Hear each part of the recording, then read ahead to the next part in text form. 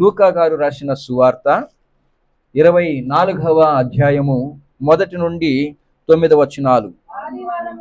ఆదివారమున తెల్లవారుచుండగా ఆ స్త్రీలు తాము సిద్ధపరిచిన సుగంధ ద్రవ్యములను తీసుకొని సమాధి యొద్దకు వచ్చి సమాధి ముందర ఉండిన రాయి దొర్లింపబడి ఉండుట చూచి లోపలికి వెళ్ళిరి. కాని ప్రభువైన యేసు దేహము వారికి కనబడలేదు. ఇందును గూర్చి వారికేమీ తోచకయుండగా ప్రకాశమైన వస్త్రములు ధరించిన 2 మనుష్యులు వారి యొద్ద నిలుచుండిరి. వారు భయపడి ముఖములను నేల మోపి ఉండగా, వీరు సజీవుడైన వానిని మీరెందుకు మృతులలో వెదుకుచున్నారు? ఆయన ఇక్కడ లేడు, ఆయన లేచి ఉన్నాడు. ఆయన ఇంకా గలియలో ఉండినప్పుడు మనుష్య కుమారుడు పాపిష్టులైన మనుష్యుల చేతులలో అప్పగింపబడి సిలువ వేయబడి 3వ దినమందు లేవవలసి ఉన్నదని ఆయన మీతో చెప్పిన మాట జ్ఞాపకము చేసుకొనుడని వారితో అనిరి. అప్పుడు వారాయన మాటలు జ్ఞాపకము చేసుకొని సమాధి యొద్ద నుండి తిరిగి వెళ్ళి ఈ సంగతులన్నీ 11 శిష్యులకును తక్కిన వారందరికీ తెలియజేసిరి. దేవుడు తన వాక్యమును దీవించునుగాక. క్రీస్తునందు ప్రియమైనటువంటి దేవుని బిడ్డలారా, సుమారు 2000 సంవత్సరాల క్రితం జరిగినటువంటి చరిత్రను మనము పునర్జ్ఞాపకం చేసుకునేటువంటి ఒక పరిస్థితిని దేవుడు మనకి కల్పించినందుకు దేవునికి నేను రుణపడి ఉన్నాను. ఇక్కడ చదవబడినటువంటి భాగంలో మనకందరికీ కూడా సుపరిచితమైనటువంటి ఒక భాగమే. ఎన్నో సంవత్సరాలుగా మనము ఈ భాగమును గురించి ఆలోచిస్తూ ఉంటాం, వింటూ ఉంటాం, చదువుతూ వస్తాం. అయితే ఈరోజు ఈ భాగంలో నుండి ఒక విషయమును గురించి దేవుడు మనకి నేర్పించే ఆ యొక్క దేవుని సంగతులను మనము జాగ్రత్తగా ఆలోచించుకొని తెలుసుకుందాం. యేసు ప్రభువు వారు శుక్రవారం చనిపోయి ఆయన పాతి పెట్టబడిన తర్వాత మరుసటి దినము విశ్రాంతి దినము వరకు ఎవరు అక్కడికి వెళ్ళక, విశ్రాంతి దినము గడిచిన తర్వాత ఆదివారమున వారు అంటే స్త్రీలు, కొంతమంది స్త్రీలు ఏం చేశారట, ఉదయమునే చీకటిగా ఉండగానే సమాధి యొద్దకు వెళ్ళటానికి సిద్ధపడ్డారు. బాగా గుర్తుంచుకోవాలి. అంటే వీరి యొక్క ఆలోచన యేసు ప్రభువు వారి యొక్క శరీరము ఆ సమాధిలో ఉంచబడి ఉన్నది అన్నటువంటి ఆలోచనతో వారు అక్కడికి వెళుతూ ఉన్నారు. ఇంకా వారి దృష్టిలో వేరొక ఆలోచన లేదు. వారి యొక్క మనస్సంతా కూడా ఒక భారము వారిని చుట్టుకొని ఉంది, ఒక భారముతో నింపబడి ఉన్నారు. వారి యొక్క హృదయం అంతా కూడా ఒక భారముతో నింపబడి ఉంది. అంటే వారికి ఇంక వేరొక ఆలోచన లేదు. వారి యొక్క ఆలోచన అంతా కూడా మా ప్రభువు, మా రక్షకుడు, మా బోధకుడు ఏమైపోయాడు, మరణించాడు. ఆ మరణ వార్త అన్నది ప్రతి ఒక్కరి హృదయములో ఒక కలవరము, దుఃఖము, ఒక బాధ, ఆవేదనతో నిండి ఉన్నది. మనకందరికీ ఈ యొక్క అనుభవాన్ని గురించి బాగా తెలుసు. ఒక వ్యక్తి బాధలో ఉన్నప్పుడు, బాధ అంటే దుఃఖములో మునిగిపోయినప్పుడు ఆ వ్యక్తికి మరొక ఆలోచన ఉండదు. బాగా గుర్తుపెట్టుకోండి. అతనికి ఆకలి అనిపించదు, తన చుట్టూ ఏం జరుగుతుందో పట్టించుకోడు, తనకి మరి ఏం జరుగుతుందన్నటువంటి ఆలోచనే అతనికి ఉండదు. అన్నప్పుడు ఆ వ్యక్తి యొక్క అనుభవం ఎలాగుంటది అంటే, పరిపూర్ణంగా దుఃఖంతో నిండినటువంటి ఒక వ్యక్తికి మిగిలిన సంగతులు ఏవి కూడా జ్ఞాపకానికి రావు. ఈ యేసు ప్రభుని వెంబడించినటువంటి వీరందరి యొక్క పరిస్థితి కూడా అలాంటిదే అని మనం గుర్తించుకోవాలి. వారికి వేరొక ఆలోచనలు లేవు, వేరొక జ్ఞాపకాలు లేవు, తన చుట్టూ ఏమి జరుగుతున్నాయో కూడా వారు పట్టించుకునే స్థితిలో లేరు. అంటే ఎప్పుడు తెల్లవారుతుందా నా ప్రభు యొక్క శరీరాన్ని మేము అలాగే వదిలేసి వచ్చాం, ఆయనకు సుగంధ ద్రవ్యాలు పూసి క్రమముగా చేయవలసినటువంటి కార్యక్రమాలు మేము చెయ్యాలి అన్నటువంటి ఆతురతతో వారు ఉదయమనే సిద్ధపడినటువంటి ఒక పరిస్థితి ఇక్కడ మనకి కనబడుతుంది. అంటే వీరి దృష్టిలో ఇంకేమీ వారికి ఆలోచనకు రాలేదు, జ్ఞాపకానికి రాలేదు. వాళ్ళ యొక్క దృష్టిలో యేసు ప్రభు మరణించాడు అన్నది గొప్ప ఆవేదనతో కూడినటువంటి ఒక సంఘటనగా వారి జీవితంలో మిగిలిపోయింది. మీరు అక్కడ రాయబడినటువంటి ప్రత్యేకంగా ఈ సందర్భంలో రాయబడినటువంటి కొన్ని వచనాలు మనం ఆలోచించుకుంటే వాస్తవానికి వారి పరిస్థితి ఎలాగుందని అన్నది మనకు అర్థమవుతుంది. ఉదాహరణకి ఎమ్మాయి ఊరికి వెళుతున్నటువంటి ఇద్దరు మరి సహోదరుల గురించి బైబిల్లో ఏమని రాయబడిందో చూడండి. 24వ అధ్యాయం 17వ వచనము.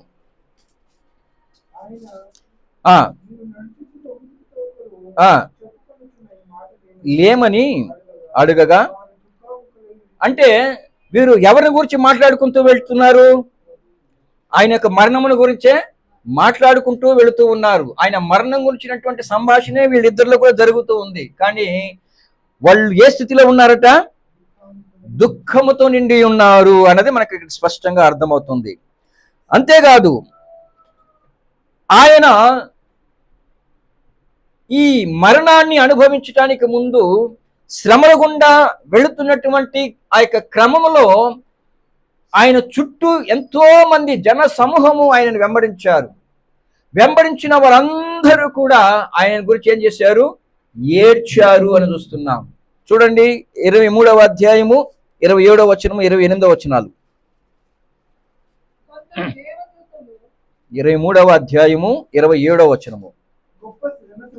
గొప్ప జన సమూహమును ఆయనను గూర్చి రొమ్ము కొట్టుకొనుచు దుఃఖించుచున్న చాలా మంది స్త్రీలను ఆయనను వెంబడించిరి.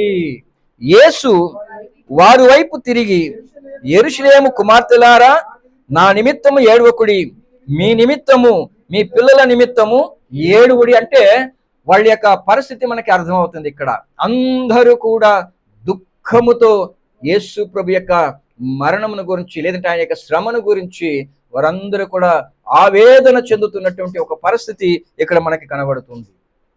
అంతేకాదు యేసు ప్రభు మరణించక మునిపే ఆయన ఎటువంటి శ్రమల గుండా ఆయన వెళ్ళబోతున్నాడు అన్నటువంటి సంగతి తన శిష్యులకి ఆయన తెలియజేసినప్పుడు వారి యొక్క పరిస్థితి కూడా అలాగే ఉంది అన్నది గెత్సెమనే తోటలో ఆయన ప్రార్థించుచున్నప్పుడు మిగిలిన శిష్యులు వాళ్ళు మరి దుఃఖము వాళ్ళని ఏం చేసిందంట ఒకసారి చూడండి. మార్కు గారు రాసిన సువార్త, క్షమించాలి, లూకా రాసిన సువార్తలోనే 22వ అధ్యాయం 46వ వచనం చూడండి. 22:46.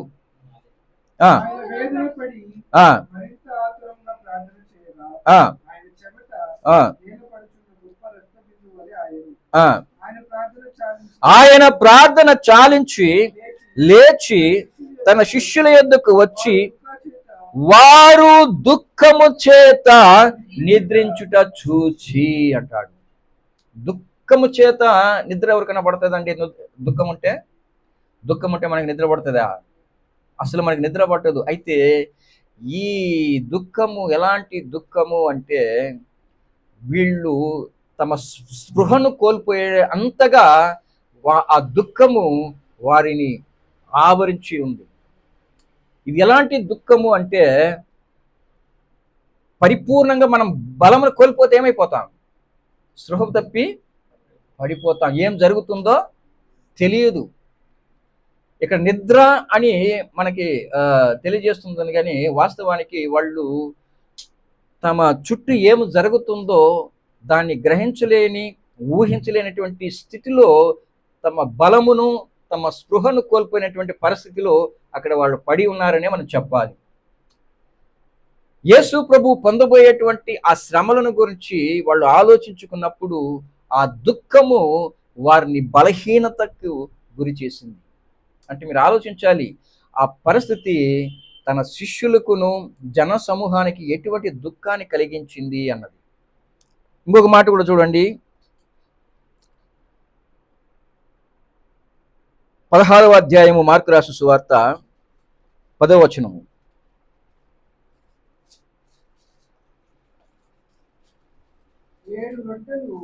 16వ అధ్యాయము 10వ వచనం. ఆయనతో ఉండిన వారు దుఃఖపడి ఏడ్చుచున్నారట. ఎవరు వీళ్ళు? ఆయనతో ఉండిన వారు. వాక్యం మీరే కదా చదివారమ్మా, వాక్యం మీరే కదా చదివింది. ఏమని రాయబడి ఉంది?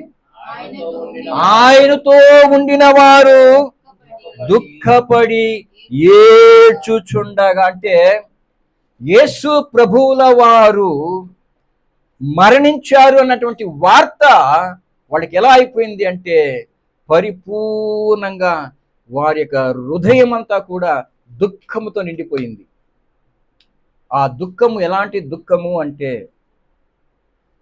శుక్రవారపు దినమున ఆయన శ్రమల పాలై సిలువ వేయబడి మరణించాడు. వీళ్ళు ఎప్పటి వరకు ఏడుస్తున్నారో తెలుసా? ఎప్పటి వరకు ఏడుస్తున్నారు? ఆదివారము వరకు వీళ్ళు ఏడుస్తూ ఉన్నారు. అంటే ఆ దుఃఖం ఎంత గొప్పదో మనకు అర్థం కావాలి. శుక్రవారము రాత్రి ఆయన సిలువ వేయబడక మునిపే వీళ్ళ యొక్క దుఃఖము ప్రారంభమైంది.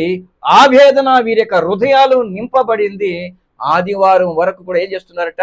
ఏడుస్తూ ఉన్నారు. అంటే ఆయనని ఎంత ప్రేమించారు అన్నది మనకి ఇక్కడ అర్థం అవ్వాలి. ఆయన మీద వాళ్ళకి ఎంత ప్రేమ ఉంది అన్న సంగతి మనకి ఇక్కడ అర్థం కావాలి. అంత దుఃఖములో వారు పరిపూర్ణంగా నింపబడి ఉన్నారు అన్నది ఇక్కడ మనకి అర్థమవుతుంది. అయితే అలాంటి దుఃఖములో ఉన్నటువంటి వారికి ఆ ఉదయము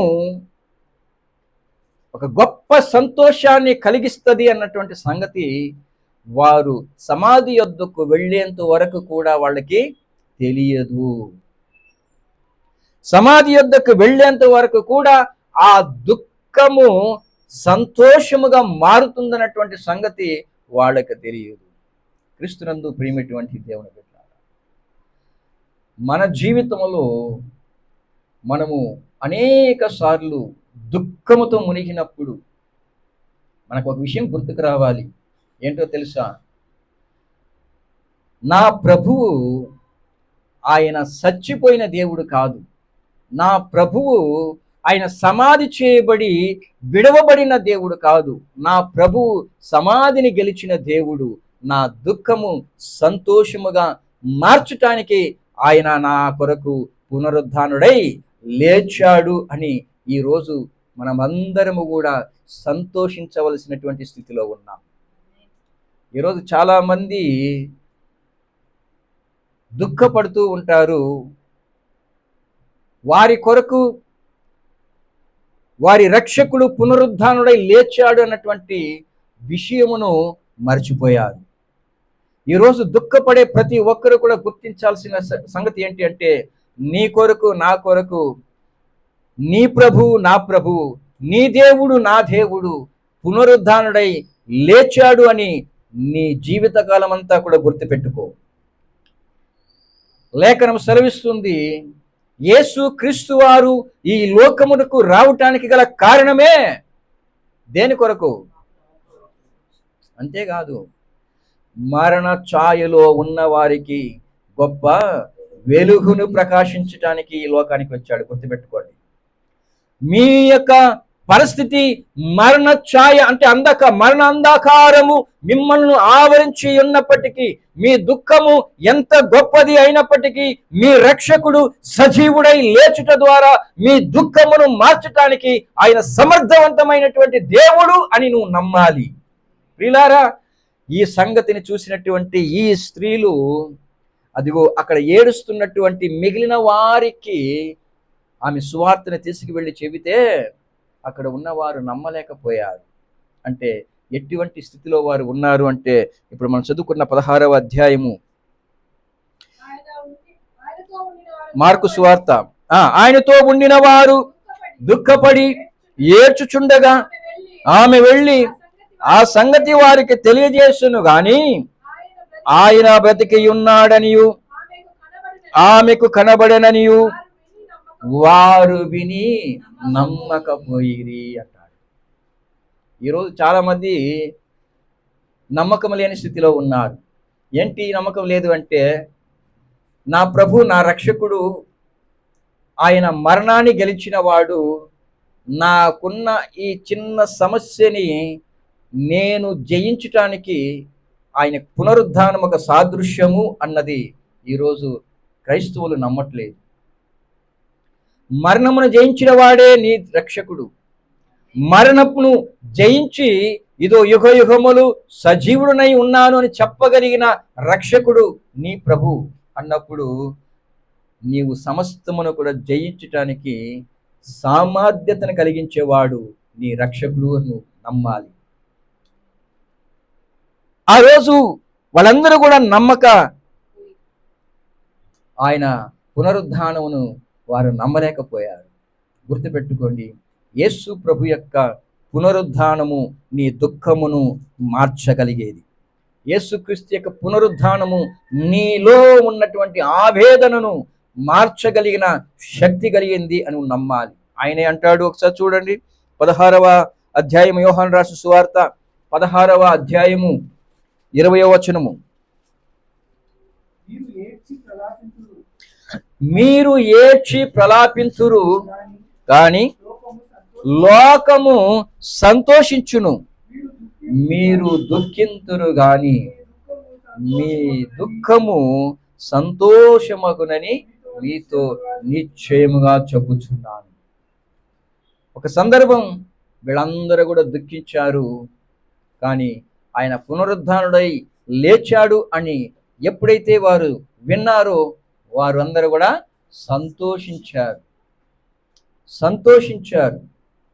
ఈరోజు నీ దుఃఖము నా దుఃఖము సంతోషముగా మార్చటానికే ఆయన పునరుద్ధానుడై లేచాడు. నీ దుఃఖమును నా దుఃఖమును సంతోషముగా తీర్చటానికే ఆయన పునరుద్ధానుడై లేచాడు అని నువ్వు నమ్మాలి. 22వ వచనము అదే అధ్యాయము.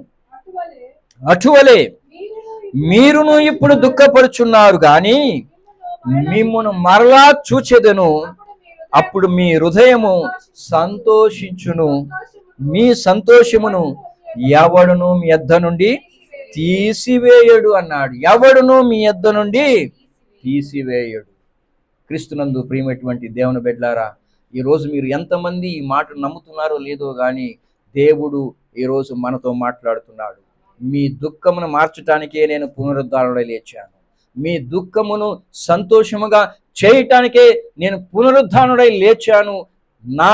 నన్ను నమ్మినటువంటి మీరు, నా పునరుద్ధానమును నమ్మిన మీరు ఎప్పటికీ కూడా దుఃఖముఖులై ఉండకూడదు. ఎందుకంటే ఆయన మనకు చేసినటువంటి వాగ్దానం ఏంటంటే, ఆయన పునరుద్ధానుడై లేచింది ఎందుకు అంటే, ప్రకటన గ్రంథం 21వ అధ్యాయం 4వ వచనం. ప్రకటన గ్రంథం 21వ అధ్యాయం 4వ వచనం. ఆయన వారి కన్నుల ప్రతి బాష్ప బిందువును తుడిచివేయును, మరణము ఇక ఉండదు, దుఃఖమైనను ఏడుపైనను వేదన అయినను ఇక ఉండదు. మొదటి సంగతులు గతించిపోయినవి, సింహాసనం నుండి వచ్చిన గొప్ప స్వరము చెప్పుట వింటిని అన్నాడు. నమ్ముతారా? నమ్మిన వారు దేవుని నామాన్ని మహిమపరచండి. క్రీస్తునందు ప్రేమటువంటి దేవుని బిడ్డలారా, ఈ మాట చెప్పిన దేవుడు నమ్మదగిన వాడండి. ఈ మాటను మనకు వాగ్దానం చేసిన దేవుడు నమ్మదగినవాడు. కేవలము ఈ భూమి మీద ఈ శరీరములో ఎదుర్కొనే చిన్న చిన్న సమస్యలకి మనము భయపడిపోతూ దుఃఖపడుతూ ఉంటాం. గుర్తుపెట్టుకోండి, మీ సమస్యల కంటే పునరుద్ధానుడై లేచిన యేసుక్రీస్తు గొప్పవారు. మీ బాధలు, మీ వేదనలు, మీ దుఃఖము కంటే మీరు ఆరాధించే సజీవుడైన క్రీస్తు ఆయన గొప్పవాడు అని గుర్తించండి. మీరు దుఃఖముతో ఉండటం ఆయనకి ఇష్టం లేదు. ఏ దుఃఖం ఇది? ఏ దుఃఖము? నాకు ఈ లోక సంబంధమైనటువంటి కోరికలు నెరవేర్చుకోలేకపోతున్నాను, ఈ లోక సంబంధమైనటువంటి వస్తువులు నాకు దొరకట్లేదు, ఈ లోక సంబంధమైనటువంటి ఆశలు నాకు నెరవేరట్లేదు అంటే దాని వలన వచ్చే దుఃఖం కాదు. గుర్తుపెట్టుకోండి, ఆ దుఃఖము మిమ్మల్ని పరలోకానికి తీసుకెళ్ళదు. ఆ దుఃఖము మీకు ఏమాత్రం కూడా లాభకరం లేదు. మరి ఏ దుఃఖము గురించి ప్రభు ఇక్కడ మాట్లాడుతున్నాడంటే దైవ చిత్తానుసారమైన దుఃఖము. ప్రభువు కొరకు మీ జీవితంలో ఎప్పుడైనా ఎక్కడైనా ఒక్కసారి ఆలోచించి చూడండి, నా ప్రభువు కొరకు ఈ విషయంలో నేను దుఃఖపడ్డాను, నా ప్రభువు కొరకు ఈ విషయంలో నేను కన్నీరు గార్చాను. అదిగో చూడండి, ఒక జన సమూహమే ఆయన త్యాగమును చూసి ఓర్వలేక ఏడవసాగింది. జన సమూహము. ఏ ఒక్కరోజైనా నా ప్రభువు, నా రక్షకుడు, నేను ఏ యోగ్యత లేనప్పటికీ, నాలో ఆయన కుమారుడు, ఆయన కుమార్తెను చెప్పుకోవటానికి 1% కూడా నాలో అర్హత లేనప్పుడు నా మీద ఉన్న ప్రేమను ఆయన ప్రాణం పెట్టి అంటే సామాన్యం కాదు. నిన్న విన్నాం మనం, ఆయన ఎన్ని ఆవేదనలతో ఆ యొక్క త్యాగాన్ని చేశాడు అన్నది నిన్నటి దినమున మనం విన్నాం బైబిల్ క్లాసులో. అంత భయంకరమైనటువంటి శ్రమల గుండా వెళ్ళి ఆయన నా కొరకు నా ప్రాణం పెట్టాడు అని ఏ రోజైనా నువ్వు ఏడ్చిన దినముందా? ఏ రోజైనా దుఃఖపడిన దినముందా? అలా నువ్వు దుఃఖపడి ఉంటే నీ దుఃఖము సంతోషముగా మార్చటానికి నీ ప్రభువు, నీ రక్షకుడు పునరుద్ధానుడై సజీవుడుగా లేచాడు అని గుర్తించాలి. మొదట వీరు ఎంత దుఃఖముతో అక్కడికి వెళ్ళారు. పునరుద్ధానపు సువార్త, పునరుద్ధానపు సమాచారము, పునరుద్ధానపు వార్త వారికి ఒక గొప్ప సంతోషాన్ని, ఒక గొప్ప నిరీక్షణని కలుగజేసింది. అప్పటి వరకు ప్రభు మరలా ఆయన పునరుద్ధారణ లేస్తాడనేటువంటి నమ్మకం లేని స్థితిలో వాళ్ళు దుఃఖముతో తమ యొక్క జీవితాన్ని గడుపుతున్నారు. కానీ యేసు ప్రభు యొక్క పునరుద్ధానం వారి జీవితంలోకి ఒక సంతోషము మాత్రమే కాదు, ఒక గొప్ప నిరీక్షణను తీసుకొచ్చింది, ఒక గొప్ప ధైర్యమును తీసుకొచ్చింది, ఒక గొప్ప ఆదరణను తీసుకొచ్చింది. ఈరోజు యేసు ప్రభు నీ కొరకు, నా కొరకు మనకు గొప్ప ఆదరణ కలిగించడానికి, మనకు గొప్ప నిరీక్షణ కలిగించడానికి ఆయన పునరుద్ధానుడు లేచాడు అని గుర్తించాలి. బైబిల్ సెలవిస్తుంది, కొరింథీయులకు రాసిన మొదటి పత్రిక 15వ అధ్యాయము 14వ వచనం. కొరింథీయులకు రాసిన మొదటి పత్రిక 15వ అధ్యాయం 14వ వచనం. మరియు క్రీస్తు లేపబడి ఉండని ఎడల మేము చేయు ప్రకటన వ్యర్థమే, మీ విశ్వాసము వ్యర్థమే అన్నాడు. అంటే మనము ఎందుకు ప్రభువుని విశ్వసించాం? ఆయనను వెంబడించిన వారు ఎందుకు ఆయనను విశ్వసించారు అంటే ఆయన పునరుద్ధానుడై లేచుట ద్వారా. ఈరోజు సర్వలోకంలో ఉన్న క్రైస్తవులు ఎందుకు ప్రభువుని విశ్వసించారు అంటే ఆయన పునరుద్ధానుడై లేచాడు అన్న దానిని బట్టి. ఈరోజు చాలా మందికి ఆ నిరీక్షణ లేదు. ఏం నిరీక్షణ? నా ప్రభువు పునరుద్ధానుడై లేచింది కేవలము ఆయన మరణమును జయించటానికి మాత్రమే కాదు, నా జీవితం అంతా కూడా ఆయనను నమ్మి ఆయన మీద విశ్వాసం ఉంచి బ్రతకాలనే ఆయన పునరుద్ధానుడై లేచాడు అని నీవు నేను గుర్తించటానికే ఆయన పునరుద్ధానుడై లేచాడు. ఒకప్పుడు ఇశ్రాయేలు ప్రజల యొక్క పరిస్థితి దేవుని గురించినటువంటి నమ్మకం లేనటువంటి స్థితిలో వారు మరణించినప్పుడు ఎండిపోయిన ఎముకలుగా మిగిలిపోయారు.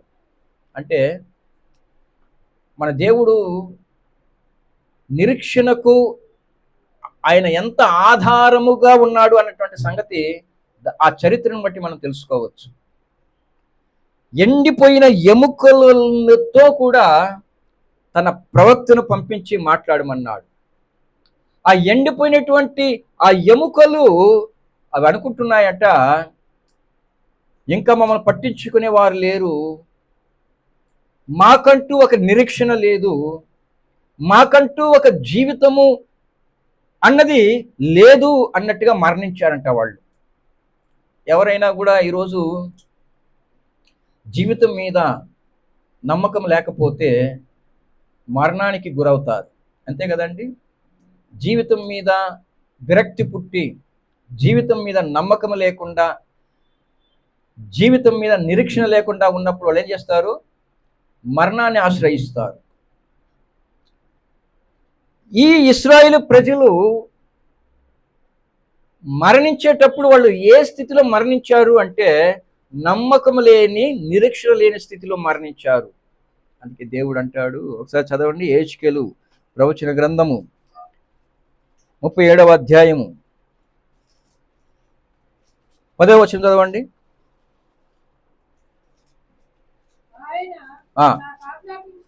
ఆయన నాకు ఆజ్ఞాపించినట్లు నేను ప్రవచింపగా జీవాత్మ వారిలోనికి వచ్చెను, వారు సజీవులై లేచి లెక్కింప శక్యము కాని మహాసైన్యమే నిలిచిరి. ఇప్పుడు దేవుడు మాట్లాడుతున్నాడు ఏమని? అప్పుడు ఆయన నాతో ఇట్లనెను, నరపుత్రుడా, ఈ ఎముకలు ఇశ్రాయేలీయులందరినీ సూచించుచున్నవి. వారు మన ఎముకలు ఎండిపోయెను, మన ఆశ విఫలమాయెను, మనము నాశనమైపోతిమి అని అనుకొనుచున్నారు. కాబట్టి ప్రవచనము ఎత్తి వారితో ఇట్లనుము, ప్రభువుకు యెహోవా సెలవిచ్చినదేమనగా, నా ప్రజలారా, మీరున్న సమాధులను నేను తెరచెదను, సమాధులలో నుండి మిమ్మును బయటికి రప్పించి ఇశ్రాయేలు దేశంలోనికి తోడుకొని వచ్చేదను. హల్లెలూయా. ఒకరోజు ఈ భూమి మీద నిరీక్షణ లేకుండా చనిపోయిన ప్రతి ఒక్కరిని కూడా నేను బ్రతికించి సమాధిలో నుండి తీసుకువచ్చే ఒక దినము ఉన్నది అని ఈ లోకం గుర్తించాలన్నటువంటి ఉద్దేశంతోనే ప్రభు అయిన యేసుక్రీస్తు వారు పునరుద్ధానం యొక్క ప్రథమ ఫలముగా ఆయన మరణము జయించి పునరుద్ధానుడై లేచాడు. హల్లెలూయా. దేని నిమిత్తము? మనకు నిరీక్షణ కలుగు నిమిత్తం. ఇది ప్రవచనము. ఒక దినము రాబోతుంది. ఆ దినము ఈ ఇశ్రాయేలు ప్రజలు ఏ విధంగా అయితే ఎండిన ఎముకలుగా పడియుండి దేవుడు వారిని సజీవులుగా లేపాడు, ఒక రోజు రాబోతుంది. ఈ భూమి మీద ఎంతమంది అయితే ఆయన యందు నిరీక్షణ కలిగి ఉన్నారో వారందరూ కూడా మరణములో నుండి, సమాధుల్లో నుండి లేవబోయేటువంటి ఒక దినమును ఇక్కడ జరిగినటువంటి సంఘటన మనకు సూచిస్తూ ఉంది. హల్లెలూయా. అందుకే పౌలు అంటాడు, నిరీక్షణ లేని ఇతరుల వలె మీరు దుఃఖముకు ముండి నిమిత్తము నిద్రించుచున్న వారిని గురించి మీకు తెలియకుండుట మాకిష్టము లేదు అంటాడు. ఈరోజు చాలా మందికి చనిపోతే తమ జీవితం ముగిసిపోయింది అనుకుంటారు. లేదు, మనకు మరొక జీవితం ఉంది అని మనం గుర్తించాలి. మరొక జీవితం ఉంది. కేవలము ఈ 60 సంవత్సరాల జీవితం కాదు మనది. ఈ 60 సంవత్సరాల జీవితము దీనికి గ్యారంటీ లేదు, దీనికి ఎటువంటి నిశ్చయిత లేదు. అయితే దీని వెనక ఒక జీవితం ఉంది అని నువ్వు గుర్తించాలి. నువ్వు బ్రతకవలసింది ఈ జీవితాన్ని కొరకు కాదు. నీవు బ్రతకవలసింది ఈ జీవితంలో నేను ఎన్ని బాధలు కష్టాలు అనుభవించినా ఇది ఏదో ఒక రోజు ఏమైపోతుంది, నశించిపోతుంది. ఒక రోజు వస్తుంది, నా ప్రభు ఏ విధంగా అయితే పునరుద్ధానుడై లేచాడో నన్ను కూడా ఆయన లేపటానికి సమర్థుడు అని నువ్వు నిరీక్షణ కలిగి ఉండాలి. బైబిల్ సెలవిస్తుంది. చదవండి, తెస్సలోనికీయులకు రాసిన 4వ అధ్యాయము 14వ వచనము. యేసు మృతి పొంది తిరిగి లేచెనని మనము నమ్మిన ఎడల అదే ప్రకారము యేసునందు నిద్రించిన వారిని దేవుడు ఆయనతో కూడా వెంటబెట్టుకొని వచ్చును. మేము ప్రభువు మాటను బట్టి మీతో చెప్పినదేమనగా, ప్రభువు రాకడ వరకు సజీవులై నిలిచిండు మనము నిద్రించుచుండు వారి కంటే ముందుగా ఆయన సన్నిధి చేరము. ఆర్భాటముతోను ప్రధాన దూతలతోను దిగి వచ్చును. క్రీస్తునందు ఉండి అంటే క్రీస్తుని నమ్మి ఆయన పునరుద్ధానుడై లేచాడని నమ్మకము కలిగి విశ్వాసముతో ఎంతమంది అయితే ఎదురు చూస్తూ ఉంటారో, క్రీస్తునందు ఉండి మృతులైన వారు మొదట లేతురు. గుర్తుపెట్టుకోండి, ఇది ఎంత గొప్ప నిరీక్షణ, ఇది ఎంత గొప్ప ఆదరణ కలిగించేటువంటి నిరీక్షణతో కూడినటువంటి మాటలు అని మనం గుర్తించాలి ప్రియులారా. కాబట్టి దేవుని యొక్క వాక్యమును మనం అనుసరించి ఆయన అంటాడు 18వ వచనంలో, కాబట్టి మీరు ఈ మాటల చేత ఒకరినొకడు ఆదరించుకొనుడి అంటాడు. ఒకరినొకరు ఆదరించుకొనుడి. ఏంటి ఆదరణ అంటే, నా నిమిత్తము నీ నిమిత్తము మన రక్షకుడైనటువంటి యేసుక్రీస్తు ఆయన ఈ భూమి మీద మరణించి సమాధి చేయబడి 3వ దినమున లేపబడ్డాడు. ఒకరోజు మనమందరము కూడా చనిపోతాము. చనిపోయిన తర్వాత మన జీవితం అక్కడికే ముగిసిపోదు. మనమందరము కూడా ఏమవుతాం, సజీవులమై లేస్తాము అన్నటువంటి ఈ నిరీక్షణతో ఒకరినొకరు ఆదరణ కలిగించుకోవాలి. కనుక క్రీస్తునందు ప్రేమిటువంటి దేవుని బిడ్డలారా, ప్రభు యొక్క పునరుద్ధానము మనకి ఒక గొప్ప నిరీక్షణను కలుగజేస్తుంది. ఈ నిరీక్షణ ఎన్నటికీ మనలను సిగ్గుపరచదు. ఈ నిరీక్షణ మనల్ని ఎన్నటికీ సిగ్గుపరచదు. మొదటిది, దుఃఖంతో నిండి ఉన్నటువంటి వారికి క్రీస్తు యొక్క పునరుద్ధానము గొప్ప సంతోషాన్ని కలిగించింది.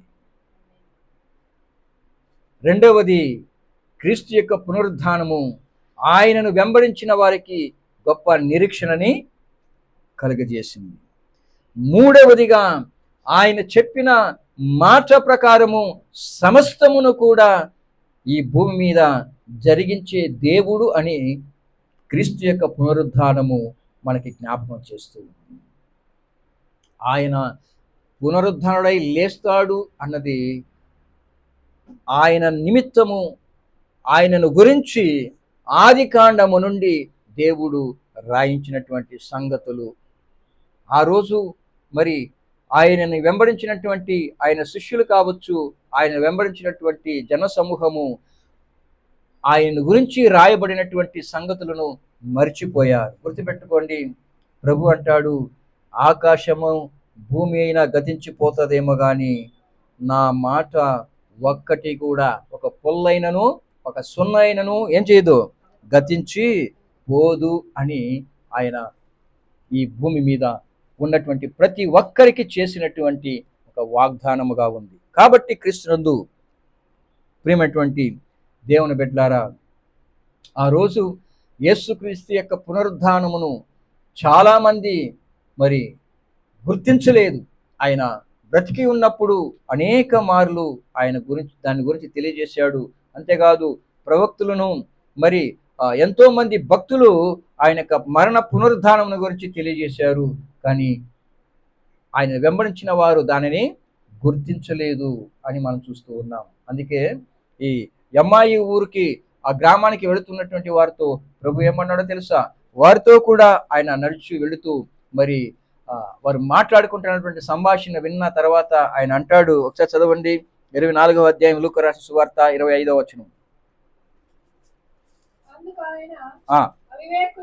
అవివేకులారా, ప్రవక్తలు చెప్పిన మాటలన్నిటినీ నమ్మని మందామతులారా, క్రీస్తు ఈలాగు శ్రమపడి తన మహిమలో ప్రవేశించుట అగత్యము కాదా అని వారితో చెప్పి, మోషేయు సమస్త ప్రవక్తులను మొదలుకొని లేఖనములన్నిటిలో తన్ను గూర్చిన వచనముల భావము వారికి తెలిపాను. క్రీస్తునందు ప్రియమైనటువంటి దేవుని బిడ్డలారా, పునరుద్ధానము అన్నది కేవలము ఆయన మరణించిన తర్వాత జరుగుతుంది అని, జరిగిన తర్వాత నమ్మే విషయం కాదది. ఆయనను గురించి ముందుగానే తన భక్తుల ద్వారా, తన ప్రవక్తుల ద్వారా మరి ఆయన ముందుగానే రాయించినటువంటి సంగతులు. ఈరోజు దేవుడు చెప్పిన ప్రతి మాట కేవలము ఈరోజు ఆయన పునరుద్ధానమును గురించి ఆలోచిస్తున్నటువంటి మనము కూడా జ్ఞాపకం చేసుకోవాలి.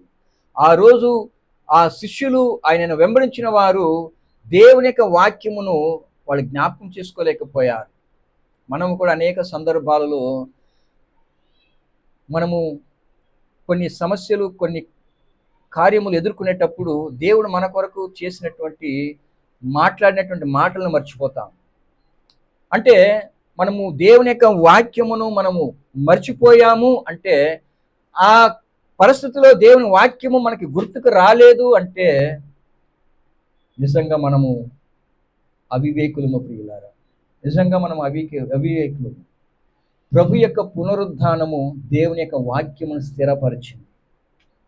ప్రభు యొక్క పునరుద్ధానము ఈ లోకంలో ఉన్న ప్రతి ఒక్కరికి వాక్యము 100% సత్యము అని నిరూపించిన దినము, నిరూపించినటువంటి సంఘటన ఈ పునరుద్ధానము.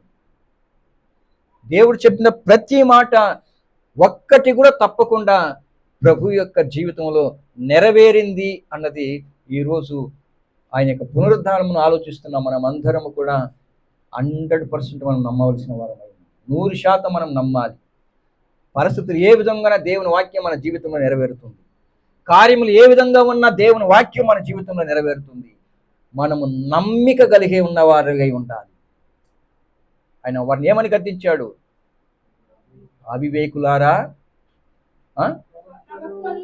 చెప్పిన మాటలను నమ్మని మందామతులారా అంటాడు.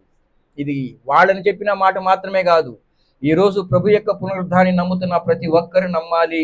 నా దేవుని యొక్క వాక్యము సత్యము, నా పట్ల ఆయన చెప్పిన ప్రతి మాట కూడా నా జీవితంలో నెరవేర్చడానికి ఆయన సమర్థుడు అని నమ్మాలి. హబక్కూకు అంటాడు, ఒకసారి చదవండి 2వ అధ్యాయం 2వ వచనములో హబక్కూకు ఏమంటాడు చూడండి.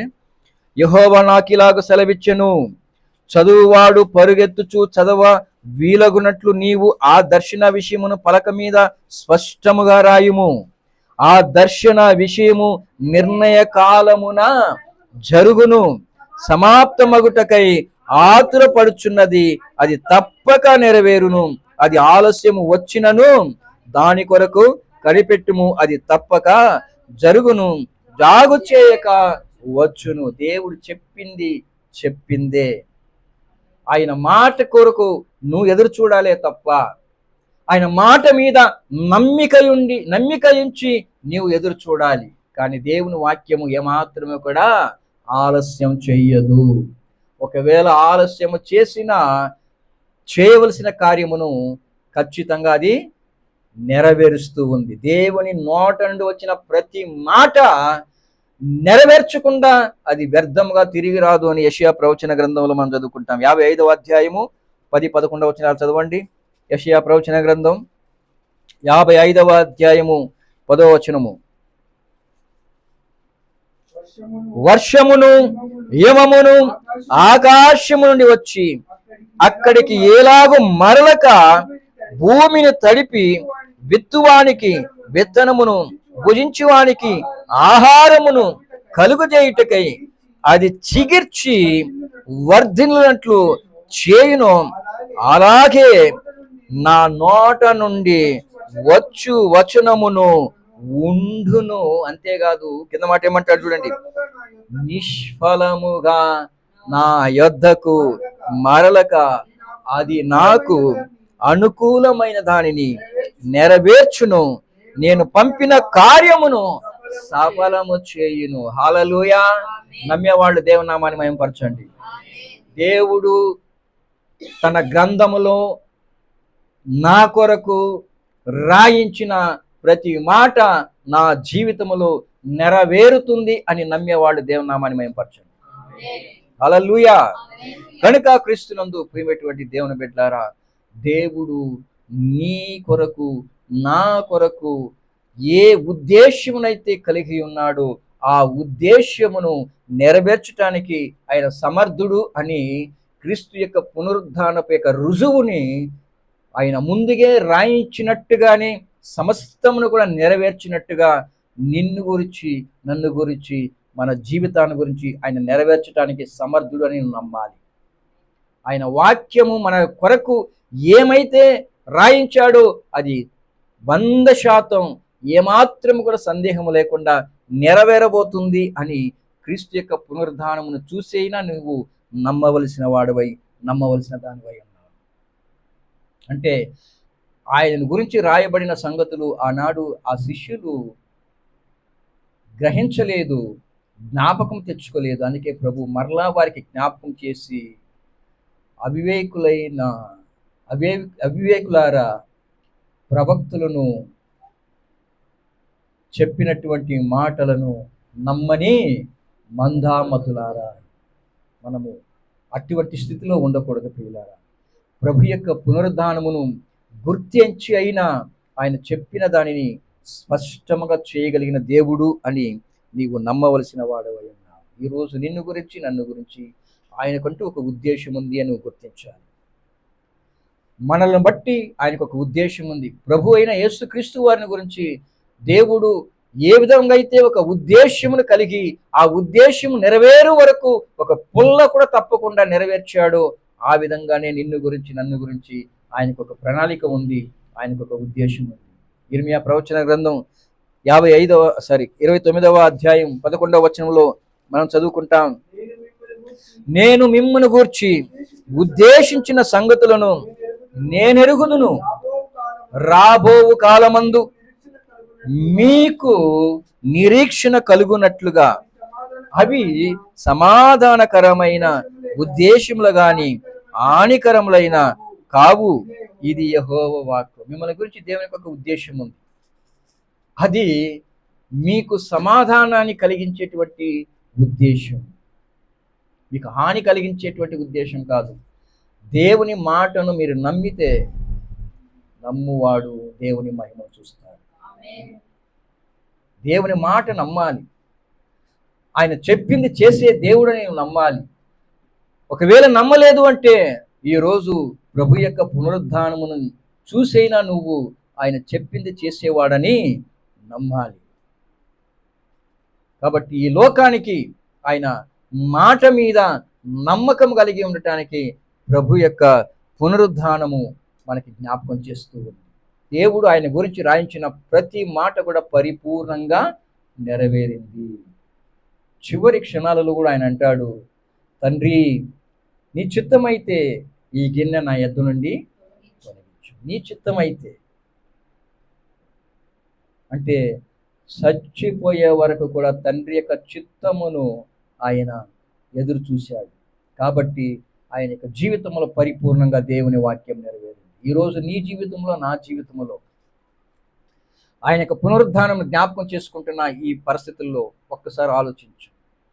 నీవు దేవుని యొక్క వాక్యం మీద ఆధారపడి ఉన్నావా, లేదా నీ సామర్థ్యం మీద ఆధారపడి ఉన్నావా? ఒకవేళ నీ సామర్థ్యం మీద ఆధారపడ్డావంటే ఎప్పటికీ కూడా నీవు దేనిని కూడా చేయలేవు, దేనిని కూడా సాధించలేవు. గుర్తుపెట్టుకో, ఈరోజు పునరుద్ధానమును జ్ఞాపకం చేసుకుంటున్నా నీవు క్రీస్తు యొక్క చెప్పిన ప్రతి మాట మీద నువ్వు ఆధారపడి ఉన్నావు.